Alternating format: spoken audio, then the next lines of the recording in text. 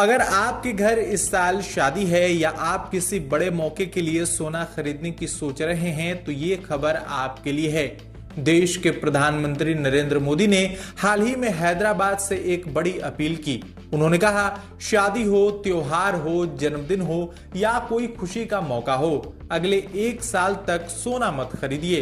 यानी सोने की खरीद एक और पहलू है जिसमें विदेशी मुद्रा बहुत अधिक खर्च होती है, लेकिन देश हित में हमको ये तय करना पड़ेगा कि साल भर तक घर में कोई भी फंक्शन हो, कोई भी कार्यक्रम हो, हम सोने के गहने नहीं खरीदेंगे, सोना नहीं खरीदेंगे।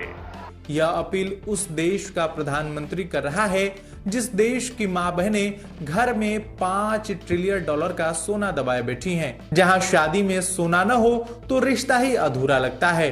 तो सवाल उठता है, आखिर क्यों भारत दुनिया के सबसे बड़े सोना खरीदने वाले देशों में से एक है। हमारे घरों में लगभग 25 से 34 हजार टन सोना रखा हुआ है।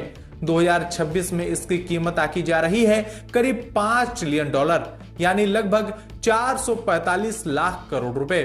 यह रकम इतनी बड़ी है, इससे पूरे भारत की जीडीपी कई साल तक चल सकती है।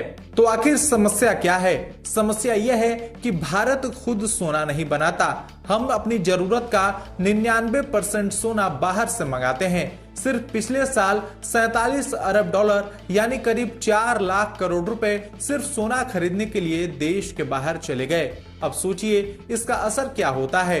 जब इतना पैसा बाहर जाता है तो हमारा ट्रेड डेफिसिट बढ़ता है, यानी हम जितना बेचते हैं उससे कहीं ज्यादा खरीदते हैं। इससे रुपए पर दबाव पड़ता है, रुपया कमजोर होता है और जब रुपया कमजोर होता है तो पेट्रोल महंगा होता है, गैस महंगी होती है और हर वो चीज महंगी होती है जो हम बाहर से मंगाते हैं। यानी आपका सोना खरीदना चाहे अनचाहे आपकी रसोई का बजट बिगाड़ रहा है।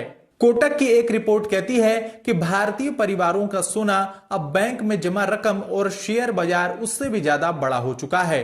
अब दूसरी तरफ की बात करते हैं, क्योंकि सच हमेशा एक तरफा नहीं होता। सोना भारत में सिर्फ गहना नहीं है, यह ग्रामीण भारत का एटीएम है। जब किसान की फसल बर्बाद होती है, जब घर में कोई बीमार पड़ता है, जब बेटे की पढ़ाई का खर्च आता है, तो वो बैंक नहीं जाता, वो सोना गिरवी रखता है। और ये भी सच है, जब महंगाई बढ़ती है, जब बाजार गिरता है, तो सोने की कीमत अक्सर बढ़ती है। यह एक असली सुरक्षा कवच है, खासकर उनके लिए जिनके पास दूसरा कोई विकल्प नहीं। तो फिर रास्ता क्या है? सरकार कई सालों से कोशिश कर रही है। Gold ETF, digital gold, sovereign gold bond, यानी ऐसे तरीके जिनसे आप सोने में निवेश तो करें लेकिन असली सोना बाहर से मंगाने की जरूरत न पड़े। लेकिन सवाल यह है, क्या इन योजनाओं पर उन मां को भरोसा है जो 20 साल से असली सोना जोड़ रही है? क्या डिजिटल गोल्ड उसे उतना ही सुरक्षित लगता है जितना तिजोरी में बंद कंगन? यही वो खाई है जिसे पाटना अभी बाकी है। तो आपकी इस पे क्या राय है, कमेंट में जरूर बताएं और वीडियो को लाइक करें, शेयर करें और चैनल को सब्सक्राइब करना न भूलें।